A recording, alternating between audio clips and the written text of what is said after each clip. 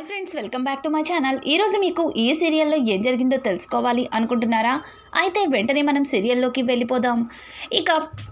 ఇంకా అవని పెట్టిన కండిషన్కి పార్వతి అయితే ఒప్పుకుంటుంది. ఒక్కసారిగా పార్వతి ఒప్పుకోవడంతో అందరూ కూడా చాలా ఆనందపడతారు. ఇక పల్లవి అయితే అదేంటి అత్తయ్య ఒక్కసారిగా ఇంత షాక్ ఇచ్చింది, ఇంతవరకు అవనిని ఇంటికి తీసుకురావడానికి మాత్రమే ఒప్పుకుందనుకుంటే ఇక ఇంటి కోడలిగా కూడా తనని తీసుకురావడానికి ఓకే చేసేసింది. ఇది జరిగితే కనుక ఇక శాశ్వతంగా అవని ఇక్కడే ఉండిపోతుంది అని చెప్పి పల్లవి అయితే ఆలోచిస్తూ ఉంటుంది. ఇక్కడ చూస్తే అక్షయ్ చాలా సంతోషంగా ఇంకా అవని దగ్గరికి వస్తాడు. అవని, ఏంటి మళ్ళీ వచ్చారు, నేను పెట్టిన కండిషన్ మీకు ఓకేనా అని అంటుంటే అవని, నేనే కాదు ఇంట్లో అందరూ కూడా నిన్ను ఇంటి కోడలిగానే ఈ పెళ్ళికి రమ్మని పిలుస్తున్నారు అని చెప్పి ఇక అవనిని ఎత్తుకుని గిరగిరా తిప్పేస్తాడు. ఒక్కసారిగా అవని కూడా చాలా ఆనందపడుతుంది. ఇక అక్కడ ఉన్న సామ్రాజ్యం అలాగే దయాకర్ కూడా చాలా సంతోషపడతారు. ఇంకా అవనిని తీసుకుని అక్షయ్ అయితే ఇంటికి వెళ్ళాలి అని నిర్ణయించుకుంటాడు. అవని, ఇంకా అలాగే ఉన్నవేంటి, త్వరగా అన్నీ సర్దుకో, ఇంటికి వెళ్దాం అని అంటుంటే, చూడండి అత్తయ్య గారు నన్ను కేవలం పెళ్ళికి మాత్రమే రమ్మని పిలిచారు, ఇప్పుడు కాదు నేను పెళ్ళికి వస్తాను అని అంటుంటే, అయ్యో అవని, నువ్వింకా ఇలా పట్టుదలకి పోయి పెళ్ళికి వస్తాను, పెళ్ళైనాక వస్తాను అంటూ మొండి మాటలు మాట్లాడకు. చూడు, అమ్మ మనసు మారింది, అమ్మ మళ్ళీ తన మనసు మార్చుకునే లోపే త్వరగా మనం ఇంటికి వెళ్ళిపోవాలి. మావయ్య, అవని లగేజ్ ఎక్కడుంది అని చెప్పి అక్షయ్ అయితే ఇక అవని లగేజ్ని పట్టుకుని అవనితో ఇంటికైతే వచ్చేస్తాడు. ఇక రాజేంద్ర అయితే అవనిని చూసి చాలా ఆనందపడతాడు.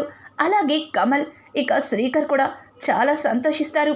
కమల్ అయితే పల్లవి వదినొస్తుంది, వదినకి హారతి తీసుకురా అని చెప్పడంతో, ఏం మాట్లాడుతున్నావు కమల్ బావా, నేను హారతి ఇవ్వడం ఏంటి అని అంటుంటే, ఏ నువ్వు కాకపోతే ఇక ఎవరిస్తారు, వెళ్ళి హారతి తీసుకురా అని చెప్పడంతో, చూడు నేను మాత్రం హారతిని ఇవ్వను అని అనుకుంటూ పల్లవి అక్కడి నుంచి వెళ్ళిపోతుంటే ఇక పల్లవి ముందు వెళ్ళి కమల్ నుంచుంటాడు. లెగ్గు కమల్ బావా, నేను వెళ్ళాలి అని అంటుంటే, చూడు నువ్వు వెళ్ళాలనుకుంటే వెళ్ళు, కానీ వెళ్ళే ముందు వదినకి హారతి ఇచ్చి వెళ్ళు అని చెప్పడంతో దానికి పల్లవి మాత్రం శశిమారు ఒప్పుకోదు.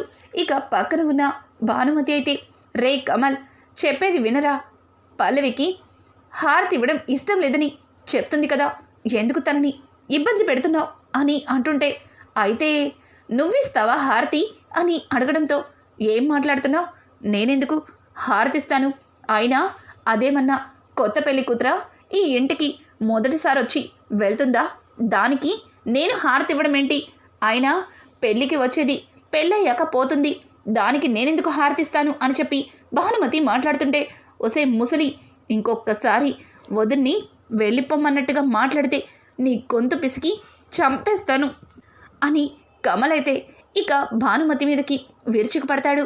ఇక ఇంతలో శ్రీకర్ అయితే, కమల్ వదిలికి వాళ్ళు వీళ్ళు హారతిచ్చేదేంటి, మనమే హారతిద్దాం అని చెప్పి ఇక కమల్ శ్రీకర్ ఇద్దరు కలిసి వాళ్ళ వదినకి వాళ్ళ చేతులతోనే హారతినిచ్చి లోపలికి రమ్మంటారు. ఆరాధ్య అయితే ఆనందంతో చప్పట్లు కొట్టి గెంతులు వేస్తూ ఉంటుంది. ఇక పార్వతి అయితే అదంతా చూసి చాలా కోపంగా, చూడండి కేవలం ప్రణతి పెళ్లి కోసమే తనని ఇక్కడికి పిలిచింది, దాన్ని అడ్వాంటేజ్గా తీసుకొని శాశ్వతంగా ఉండిపోవడానికి ప్రయత్నిస్తే ఊరుకునేది లేదు, పెళ్ళైన తెల్లారే తన పెట్టెబెడ సర్దుకుని వెళ్ళిపోవాలి అని చెప్పి రాజేంద్రకి చెప్తూ పార్వతి అక్కడి నుంచి వెళ్ళిపోతుంది. ఇక కమలైతే, వదిన అమ్మ అలాగే మాట్లాడుతుందిలే, నువ్వు అదేం పట్టించుకోమాకు, రావద్దున ఎన్ని రోజులైందో నువ్వు ఈ ఇంట్లో అందరితో కలిసి ఉండడానికి వచ్చావు, నాకు చాలా సంతోషంగా ఉంది, వదిన నీ చేతులతో అందరికీ ఈ శుభ సమయంలో స్వీట్ చేసిస్తావా అని అడగడంతో దానికి అవని అయితే, అదెంత పని, ఇప్పుడే మీ అందరికీ స్వీట్ని తయారు చేస్తాను అని చెప్పి తన చీరని బిగించుకుని కిచెన్లోకి వెళ్ళబోతూ ఉంటే అవని అలాగే శ్రేయ ఇద్దరు కూడా ఆగు అని గట్టిగా అరుస్తారు. ఇక అవని అయితే పల్లవి వైపు చూడటంతో, పల్లవి చూడు అత్తయ్య గారు నీకింతకు ముందే చెప్పారు, నువ్వు ఈ ఇంటికి కేవలం పెయిన్ గెస్ట్గా వచ్చావు. పెళ్ళైనా తెల్లారే నీ పెట్టి బెడ సర్దుకుని వెళ్ళిపోవాలని చెప్పిన మాట గుర్తుంది కదా. ఏదో నువ్వు ఈ ఇంట్లో శాశ్వతంగా పెద్ద కొడులిగా ఉండిపోవడానికి వచ్చినట్టు ఏంటి కిచెన్లోకి వెళ్తున్నావు? చూడు, ఇక్కడ కేవలం నువ్వు గెస్ట్వి మాత్రమే, ఈ ఇంటి మనిషివి కానే కాదు అని చెప్పి పల్లవి మాట్లాడుతూ ఉంటే పల్లవి మాటలకి ఇంకా అవని అయితే, చూడు అత్తయ్య నా మీద కోపంతో అలా మాట్లాడారు. నేను ఎప్పటికీ ఇంటికి పెద్ద కోడల్ని, నన్ను ఆపడానికి నువ్వెవరు? నీకంటే ఈ ఇంటికి ముందొచ్చాను, నువ్వు నాకు చెప్తున్నావా అని చెప్పి ఇక అవని అయితే పల్లవిని చెడమడ వాయించేస్తుంది. ఒక్కసారిగా పల్లవిని చూసిన శ్రేయ భయంతో నాకు పనుందన్నట్టుగా అక్కడి నుంచి వెళ్ళిపోతుంది. ఇక అవని అయితే తన చేతులతో స్వీట్ తయారు చేసి అందరికీ తీసుకొచ్చి ఇస్తూ ఉంటుంది. ఇక ఇక్కడ చూస్తే గదిలో ప్రణతి అయితే జరిగిన దాని గురించి ఆలోచిస్తూ తనలో తను కుమిలిపోతుంది. ఇప్పుడు ఈ విషయాన్ని వదినతో ఎలా మాట్లాడాలి? హెల్ప్ చేసే వదిన దగ్గర లేకుండా పోయింది. ఈ పెళ్ళి నాకు ఇష్టం లేదు. ప్రశాంత్ ఏమో అసలు ఏమాత్రం కూడా పట్టించుకోవట్లేదు. అసలు నేనేం చేయాలి అని చెప్పి ప్రణతి తనలో తను ఆలోచిస్తూ ఉంటుంది. ఇంతలో అవని స్వీట్ తీసుకుని ఇక ప్రణతి దగ్గరికి వస్తుంది. ఒక్కసారిగా ప్రణతి అవనిని చూసి, వదినా నువ్వేనా అని అడగడంతో, అవును నేనే, ఇదిగో ఈ స్వీట్ తిను అని చెప్పడంతో, వదిన నువ్విక్కడా అని అంటుంటే, చూడు నీ పెళ్లి కోసం నన్ను అత్తయ్య గారే స్వయంగా ఈ ఇంటికి కోడలిగా రమ్మన్నారు, అందుకే వచ్చాను అని చెప్పి ఇక అవని చెప్పడంతో దానికి ప్రణతి, వదిన నువ్వు ఇంటికి రావడం నాకు చాలా సంతోషంగా ఉంది, కానీ నాకు అని చెప్పి ఇక ప్రణతి ఏదో చెప్పబోతుంటే ఇంతలో పార్వతి అక్కడికి వస్తుంది. చూడు, నీకు ఈ ఇంటికి రమ్మని పిలవడానికి కారణం కేవలం ప్రణతి పెళ్లి వల్లే. అట్లా అని నువ్వు ప్రణతితో మాట్లాడి ఈ పెళ్లి గురించి, అలాగే నీ వల్ల ప్రణతి పెళ్లిలో ఏదైనా డిస్టర్బెన్స్ వచ్చిందంటే నిన్నిక జీవితంలో క్షమించను అని చెప్పి ఇక పార్వతి అయితే అవనికి వార్నింగ్ ఇస్తుంది. అలాగే ప్రణతి దగ్గర నుంచి అవనిని వెళ్ళిపోమ్మంటుంది. ఇదంతా విన్న పల్లవి అయితే, ఏంటి ప్రణతి పెళ్లిలో డిస్టర్బెన్స్ వస్తే ఖచ్చితంగా అత్తయ్య ఇక జీవితంలో అవనిని క్షమించరు, ఇంకా అవని శాశ్వతంగా ఇంటికి దూరం అవుతుంది. అయితే నాకు అవనిని శాశ్వతంగా ఇంటికి దూరం చేయడానికి మరొక అవకాశం వచ్చినట్టే అని చెప్పి ఇంకా పల్లవి అయితే తనను తను ఆలోచించుకుంటూ ప్రణతి వైపు చూస్తుంది. ప్రణతిని చూస్తుంటే తను మనసులో దేని గురించో బాధపడుతున్నట్టుగా అనిపిస్తుంది. తను నిశ్చితార్థం రోజు కూడా అస్సలు సంతోషంగా లేదని చెప్పి ఇక పల్లవి అయితే ఆలోచిస్తూ ఉంటుంది. అలాగే ప్రణతి ఒంటరిగా దొరికితే ప్రణతితో మాట్లాడడానికి పల్లవి ఇక ప్రణతి దగ్గరికి వెళ్తుంది. ప్రణతి అని పిలవడంతో ఇక ప్రణతి అయితే ఉలుకు పలుకు లేకుండా ఆలోచనలో ఉంటుంది. ఇక తన భుజం మీద తట్టి, ప్రణతి ఏంటి అంత డల్గా ఉన్నావు? కనీసం ఎవరొచ్చారో లేదో కూడా పట్టించుకోవట్లేదు, ఏమైంది? పెళ్లి చేసుకుని మా అందరినీ వదిలి వెళ్ళిపోవడానికి బాధగా ఉందా? అంతేలే, ఎంతైనా పెళ్ళైన మరుసటి రోజే లండన్ వెళ్ళిపోతున్నావు కదా. ఏ ఆడపిల్లకైనా పుట్టింటి వాళ్ళని వదిలి వెళ్ళాలంటే బాధగానే ఉంటుంది. అసలు ఎందుకు అంతలా బాధపడుతున్నావు? చూడు, కావాలంటే మీ అన్నయ్యలు మీ నాన్నగారు తలుచుకుంటే అలాగే నిన్ను పెళ్లి చేసుకునే అబ్బాయిని ఇక్కడే ఉంచేస్తారు. నువ్వు ఇలా బాధపడకూడదు అని చెప్పి పల్లవి అయితే కావాలని తన మాయ మాటలతో ప్రణతిని ఓదార్స్తున్నట్టుగా చేస్తుంది. ఇక ప్రణతి అయితే, అదేం లేదులే వదినా, నేను బాగానే ఉన్నాను అని అంటుంటే, లేదు నేను నిన్ను పెళ్ళన దగ్గర నుంచి చూస్తూనే ఉన్నాను, నీ మొహంలో ఏమాత్రం సంతోషం కనిపించట్లేదు. పైగా దేని గురించో చాలా బాధపడుతున్నావు. నువ్వెందుకు బాధపడుతున్నావో తెలుసుకోకూడదా? ఎంతైనా నువ్వు నా ఆడపడుచువి, ఈ ఇంటి ఆడపిల్లవి. నువ్వు బాధపడుతుంటే చూస్తూ ఊరుకోలేను. పర్వాలేదు ప్రణతి, నీ మనసులో ఏముందో నాకు చెప్పు. తల్లిగా అర్థం చేసుకుంటాను. ఏ నాకు చెప్పకూడదా? మీ అవని వదినకైతే చెప్తావా? చూడు, నిన్ను చూస్తుంటే నీకు ఈ పెళ్ళి ఇష్టం లేదనిపిస్తుంది. నీ మనసులో మరొకరెవరన్నా ఉన్నారేమో అనిపిస్తుంది అని అంటూ ఉంటే ఆ మాటలు విన్న అవని పల్లవి అని గట్టిగా అరుస్తుంది. ఒక్కసారిగా పల్లవి అవని వాయిస్ విని షాక్ అవి పైకి లేచి వెనక్కి తిరిగి చూస్తుంది. ఇక పల్లవి అయితే అది అది అవని యొక్క ప్రణతి అని తడబడుతూ ఏదో మాట్లాడుతుంటే ఇక అవని అయితే పల్లవి దగ్గరకు వచ్చి, నీకు బుద్ధుందా? రేపు ఉదయాన్నే ప్రణతికి పెళ్ళి ముందు రోజు ఇలాగైనా ప్రణతితో మాట్లాడేది? అసలు నీకేమాత్రం బుద్ధి లేదా?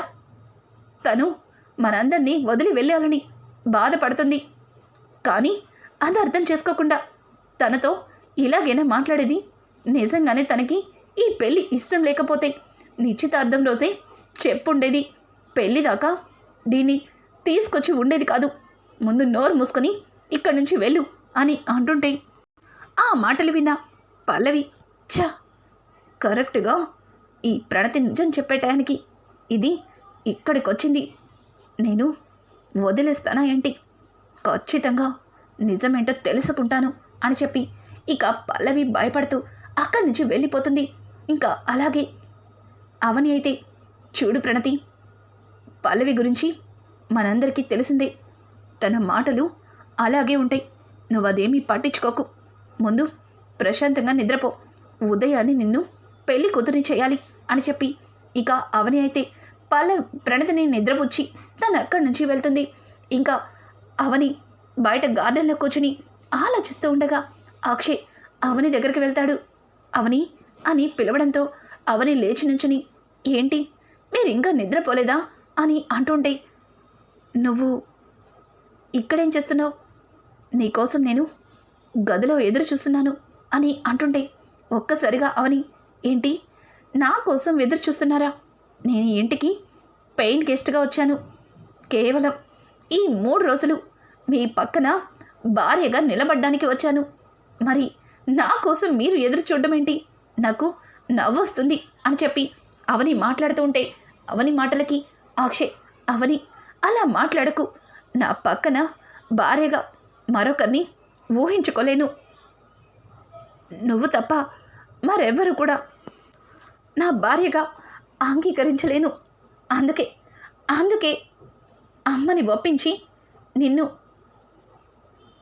ఈ పెళ్ళి 4 రోజులు నా భార్యగా నా పక్కనే ఉండాలని నిన్ను ఇక్కడికి తీసుకొచ్చాను.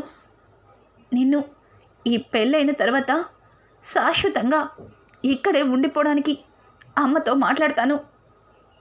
నేను నీ విషయంలో ఏదైనా తప్పు చేస్తుంటే నన్ను క్షమించవని, కానీ నీ మాటలతో నన్ను బాధ పెట్టకవని అని చెప్పి ఇంకా అక్షయ్ అయితే అవని చేతులు పట్టుకుని బాధపడతాడు. ఏవండి, ఏంటండి ఇదంతా? మీరు బాధపడ్డమేంటి? చూడండి, మీరు ఇలా బాధపడకూడదు అని చెప్పి అవని అయితే ఇక అక్షయ్ కళ్ళనీళ్ళు తుడుస్తుంది. ఇంకా ఇదంతా ఇలా ఉండగా గదిలో ఉన్న ప్రణతి తను ప్రేమిస్తున్న ప్రశాంత్కి కాల్ చేస్తుంది. ప్రశాంత్, రేపు ఉదయాన్నే నన్ను పెళ్లి కూతుర్ని చేస్తున్నారు. ఇక నాకు పెళ్ళి కూడా జరిగిపోతుంది. నువ్వింకా ఏం మాట్లాడకుండా మౌనంగా ఉన్నావేంటి? చూడు, నన్ను ఇక్కడి నుంచి తీసుకెళ్ళిపో. నువ్వు లేకపోతే నేను బ్రతకలేను.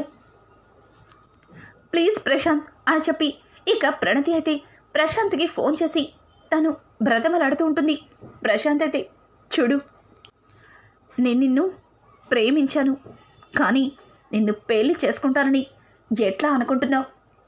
నేను నిన్ను పెళ్ళి చేసుకుంటానని ఏ రోజన్నా నీతో చెప్పానా? కేవలం టైంపాస్ చేశాను. నీకు పెళ్ళైపోతుంది. చూడు, ఈ ప్రేమ గీమ అన్నీ వదిలిపెట్టు. ముందు మీ ఇంట్లో వాళ్ళు చూసిన అబ్బాయిని పెళ్ళి చేసుకో. పదే పదే నన్ను ఫోన్ చేసి పెళ్ళి అంటూ విసిగిచ్చద్దు. నేను నిన్ను జస్ట్ టైంపాస్కి మాత్రమే ప్రేమించాను అని చెప్పి ఇక ప్రశాంత్ అయితే తను మనసులో ఉన్న విషయాన్ని ప్రణతికి చెప్పేస్తాడు. ఒక్కసారిగా ప్రణతి ప్రశాంత్ మాటలకి షాక్ అయిపోతుంది. ప్రశాంత్, నీకేమన్నా పిచ్చి పట్టిందా? సీరియస్గా మాట్లాడుతుంటే జోక్స్ వేస్తున్నావు. ఇప్పుడు జోక్స్ వేసే విషయమా? ఉదయాన్నే నాకు పెళ్ళి, మరొకరితో నాకు పెళ్ళి అవుతుందంటే నీకు బాధగా అనిపించట్లేదా అని చెప్పి ఇంకా ప్రణతి అయితే ప్రశాంత్ని అడుగుతుంది. ఏయ్, నీకేమన్నా పిచ్చి పట్టిందా? ఒక్కసారి చెప్తే అర్థం కదా. నేను నిన్ను కేవలం టైంపాస్కి మాత్రమే లవ్ చేశాను. నిన్ను నీ నుంచి కోరుకోవాల్సింది కోరుకున్నాను, కానీ నువ్వు ఏదైనా పెళ్ళి తర్వాత అని కండిషన్స్ పెట్టావు. ఇక నీతో వర్కౌట్ అవ్వదని నిన్ను ఎగ్జామ్స్ నుంచి దూరం పెట్టడం మొదలుపెట్టాను. కానీ నువ్వే ప్రేమ ప్రేమ అంటూ నా చుట్టూ తిరిగి నన్ను చావకొట్టావు. చూడు, ఇప్పటికైనా నీ తలనొప్పి నాకు వదిలిందనుకుంటే ఇప్పుడు కూడా నాకు ఫోన్ చేసి పెళ్ళని ఎందుకు విసిగిస్తున్నావు? ఇంకొకసారి ఫోన్ చేస్తే నా కాల్ కూడా కనెక్ట్ అవ్వదు, గుడ్ బై అని చెప్పి ఇక ప్రశాంత్ అయితే కాల్ కట్ చేస్తాడు. ఒక్కసారిగా ప్రశాంత్ అలా కాల్ కట్ చేయడంతో ప్రణతి మళ్ళీ మళ్ళీ ప్రశాంత్కి కాల్ చేస్తూనే ఉంటుంది. ఇంకా ఉదయాన్నే అవని అయితే ప్రణతి గదిలోకి వెళ్ళడంతో ప్రణతి ఎన్నిసార్లు ఫోన్ చేసినా ప్రశాంత్ కాల్ లిఫ్ట్ చేయకపోవడంతో తను సూసైడ్ అటెంప్ట్ చేసుకోబోతుంది. ఒక్కసారిగా అవని ప్రణతిని చూసి ప్రణతి దగ్గరికి వెళ్ళి ప్రణతి చెంప చల్లు మనిపిస్తుంది. ప్రణతి అయితే నన్ను నన్ను వదిన నన్ను వదిలిపెట్టు. నేను ఒక మోసగాడిని ప్రేమించాను.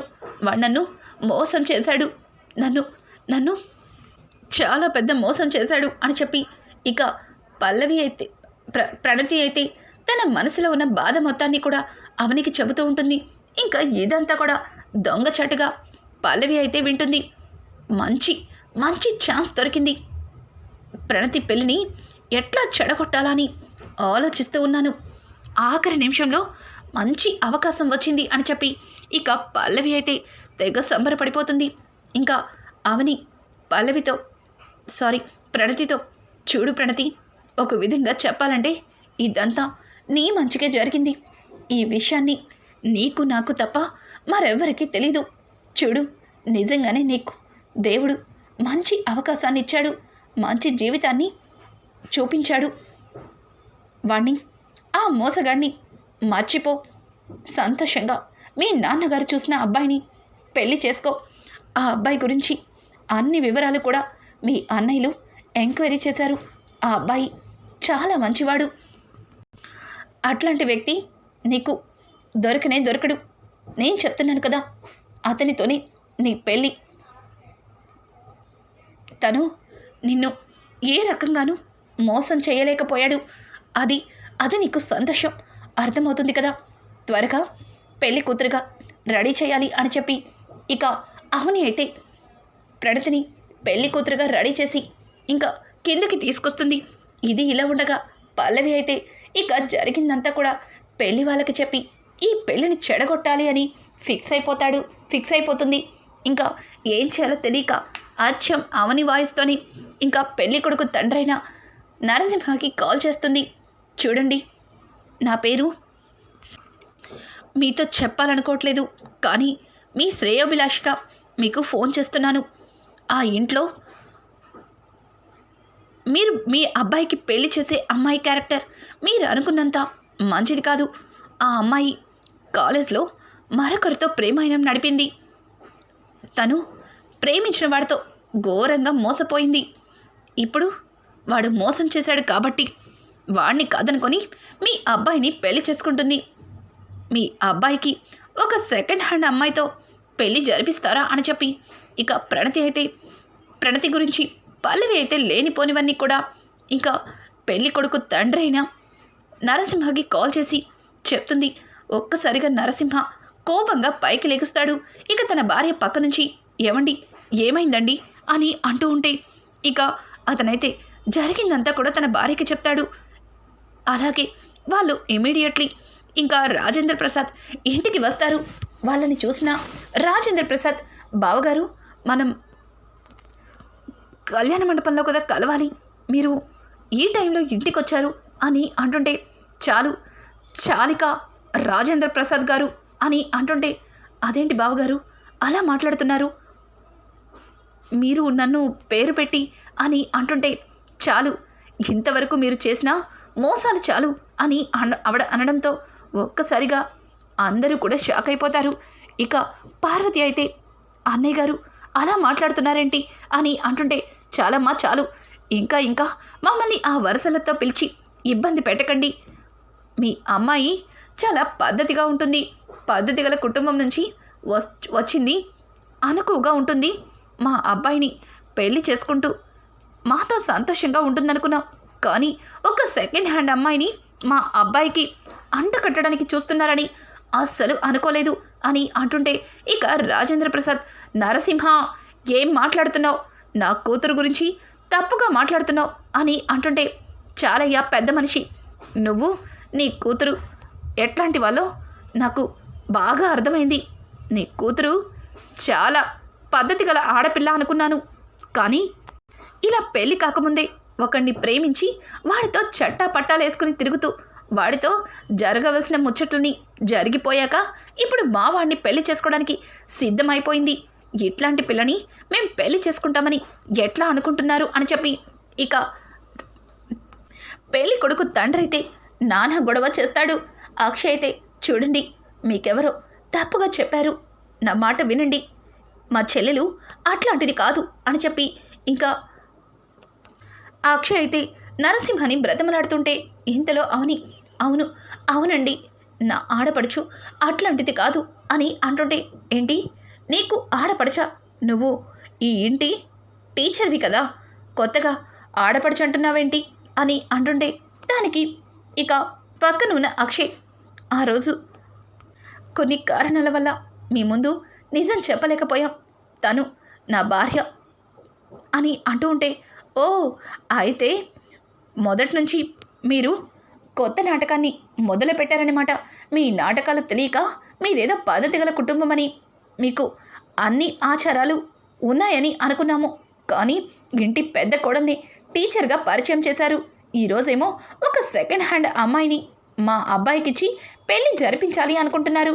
చాలిక మీతో మాకు ఈ వియ్యం చాలు, ఈ పెళ్ళి జరగదు అని చెప్పి, ఇక నరసింహ అయితే నానా గొడవ చేసి అక్కడి నుంచి వెళ్ళిపోతాడు.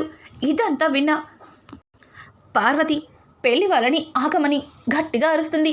ఏమ్మా ఇంకా ఏమన్నా మిగిలిపోయిందా అని చెప్పి ఆయన అడుగుతుంటే, అసలు ఇదంతా మీకు ఎవరు చెప్పారు అని అడగడంతో, ఇక వాళ్ళకు వచ్చిన ఫోన్ కాల్ వాయిస్ రికార్డ్ని ఓపెన్ చేసి అందరికీ వినిపిస్తారు. అందులో అవని వాయిస్ విన్న కుటుంబం మొత్తం షాక్ అయిపోతుంది. ఇక పార్వతి అయితే చాలా కోపంగా అవని దగ్గరకు వచ్చి, ఈ పెళ్లి చెడగొట్టింది నువ్వా అని చెప్పి అవని చెంప పగలగొడుతుంది. ఒక్కసారిగా పల్లవి అయితే, ఛీ నువ్వు ఇంట్లో అడుగు పెట్టినప్పుడే నాకు నీ మీద అనుమానంగా ఉంది. నిశ్చితార్థం రోజు నిన్నెవ్వరూ పిలవకపోయినా నువ్వు ఇక్కడికి వచ్చావు అంటే అప్పుడే నువ్వు ఈ పెళ్ళి ఆపాలని ఏదో ఒక ప్రయత్నం చేస్తున్నావని నాకు అనిపించింది. అత్తయ్య ఇంతటికి ఒడిగడుతుందా అని చెప్పి, ఇంకా పల్లవి అయితే అవని గురించి లేనిపోని నిందలు వేస్తుంది. అట్లాగే అక్కడే ఉన్న ప్రణతి కూడా, వదిన నా మనసులో బాధంతా నీకు చెప్పాను, కానీ ఈరోజు నువ్వు దాన్ని అవకాశంగా తీసుకుని నా జీవితాన్ని నాశనం చేస్తావా అని చెప్పి, ఇక ప్రణతి కూడా అవనిని అవమానిస్తుంది. అవని అయితే, లేదు నేను ఏ తప్పు చెయ్యలేదు, ఇదంతా ఎవరు కావాలని చేశారు అని చెప్పి, ఇక అవని అయితే వాళ్ళందరినీ నమ్మించడానికి ప్రయత్నిస్తుంది. అంతవరకు కూడా అవనిని అందరూ కూడా, ఎంతో నమ్మిన వాళ్ళు కూడా అవని తప్పు చేసిందని ఇక నమ్మడం మొదలు పెడతారు. ఇక ఇంతలో అక్కడికి భరత్ అయితే వస్తాడు. ఒక్కసారిగా భరత్ని చూసిన కుటుంబం షాక్ అయిపోతుంది. ఇక భరత్ని చూసిన అక్షయ్, నువ్వు భరత్ కదా అని అంటుంటే, అవును నేను భరత్ని, అవని అక్క తమ్ముణ్ణి అని చెప్పడంతో ఇంట్లో అందరూ కూడా నువ్వెందుకు వచ్చావు అని అడగడంతో, చూడండి మీరందరూ కలిసి అనవసరంగా మా అక్క మీద అనుమానం పడుతున్నారు. మా అక్క ఎట్లాంటి తప్పు చేయలేదు. మా అక్క ఈ పెళ్ళి జరగడానికి ఎన్నో రకాలుగా ప్రయత్నించింది, కానీ ఈ పెళ్ళి ఆపడానికి అన్ని విధాలుగా కారణం ఇదిగో ఈ పల్లవిని అని చెప్పి ఇక జరిగిందంతా కూడా భరత్ అందరికీ చెప్తాడు. అసలు ఈ విషయం భరత్కి ఎలా తెలిసింది, భరత్ కరెక్ట్గా అదే టయానికి ఇంటికి ఎలా వచ్చాడు, రానున్న ఎపిసోడ్స్ అయితే మరింత ఇంట్రెస్టింగ్గా మారిపోతున్నాయి. ఈ వీడియో మీకు నచ్చినట్టయితే లైక్ చేసి సబ్స్క్రైబ్ చేసుకోవడం మాత్రం మర్చిపోకండి. Thanks for watching. Hi friends, welcome back to my channel.